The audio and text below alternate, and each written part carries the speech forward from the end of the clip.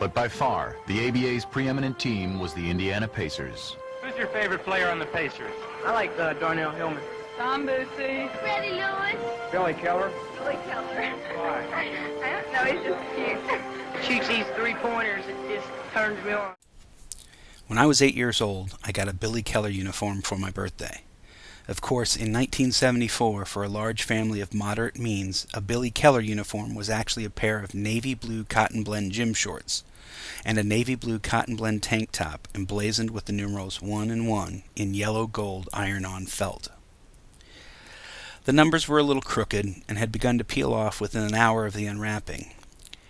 But that didn't matter. For a few hours on a rainy January Saturday, I wore my uni, a pair of white Chuck Taylor high tops, and, at my mom's insistence, a ridiculous green snorkel parka on the porch of my house. I was a shorter, dorkier Billy Keller. When I was 10, I wanted to have a huge afro and be Dr. Dunk, Darnell Hillman. At the age of 15, I would stand in the corner shooting jumpers. I called it Orville, in honor of the Pacers' second-round pick, Louis Orr. At 21, I bizarrely adopted John Long's odd little alligator-like set shot from long range. In the spring of 1991, purportedly a full-grown man at the age of 25, I emulated Chuck Person, the rifleman, by clubbing myself in the forehead with both fists after hitting a big shot. After that, actual grown-up things held more and more sway over my life, so the overt actions more or less ceased. However, they still existed in my mind. Throughout the 90s, when I was in my late 20s and early 30s, I was tempted at various times to commit the following silly acts. 1. Wear a do-rag. 2. Shave my head bald. 3. Cheer for Dwayne Shinsis. At the age of 39, in May of 2005, I paced around a Charlotte hotel room, unabashedly shedding hot tears. I wished with every fiber of my being that I could somehow teleport into Conseco Fieldhouse and transform into a good enough player to prevent the end of Reggie Miller's career. To get just one more win over the hated Pistons. To get the chance at just one more game.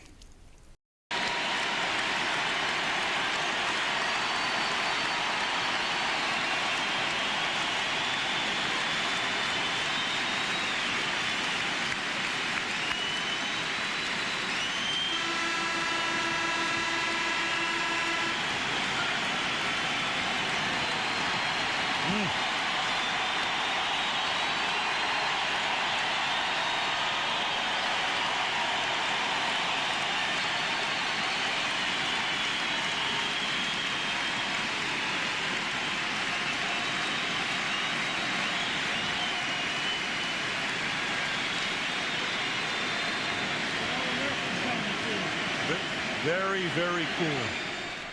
This is the foundation of my relationship with the Pacers. There are similar, though less omnipresent stories throughout my life that paint pictures of similar, though less intense relationships with sports of all kinds. This is what sports means to me. It is memories. It is dreams. It is escape. It is trauma.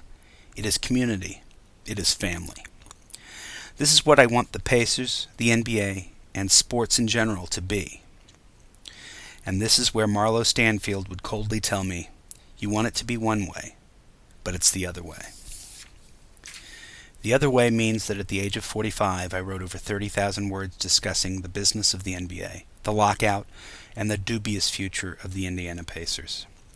Because this is what the Pacers, the NBA, and professional sports in general really are. It is business. It is money. Just uttering those words is strong evidence that the silly kid who devoted most of his life to loving the Pacers is lying in a vacant somewhere, covered in quicklime. It will be years before we fully understand what the new CBA means in general, and to the Pacers specifically. Things like the shortening of contracts and the reduction of annual raises will have meaningful positive effects. But the only hope that the Pacers or any other small market team has of operating in an equitable salary cap system dies every time the hard cap comes off the table. In immediate terms, the money side and its influence on the Pacers can be seen by looking at Indiana's cautious trip through the free agent market. David West was signed to a surprisingly short 2-year deal. Jamal Crawford, the Pacers' other main target, was offered a much lower deal than predicted. Despite indications that as little as $1 million per year more may have won Crawford to the Pacers, he actually signed a 2-year, $10 million deal with Portland, virtually identical to the Pacers' offer. Bird refused to budge. More evidence of the Pacers' prudence can be seen in their decision to only carry a 13-man roster into the season and their handling of the extensions for Roy Hibbert and George Hill. Though the negotiations were amicable, it seems the Pacers put forth little effort into making Hibbert an offer he couldn't refuse. The talks for Hill's extension reportedly fell apart over an annual difference of $1.5 million, only $6 million over the course of a 4-year deal. For the Pacers, this is the type of behavior that they must follow with an almost unwavering diligence. Indiana and other small market teams have operated under a de facto hard cap for years now. The new CBA, with its accelerated tax levels and repeaters tax provisions, hardens the tax threshold for those small market teams in an exaggerated manner. Indiana will have to drive harder bargains all the time, and Indiana fans will have to get used to the idea that the Pacers simply may not be able to keep that certain player they've become attached to, or they may quickly regret being able to keep him. A very real, very harsh example may play out over the next few months with fan favorite Roy Hibbert. A repeat of the contract situations of the last 5 years will quite simply end the Pacers in Indiana. That reality means that the franchise will have much, much less money to spend on sentimentality. Poor teams in weak markets like the Pacers can only afford to be loyal to wins and losses.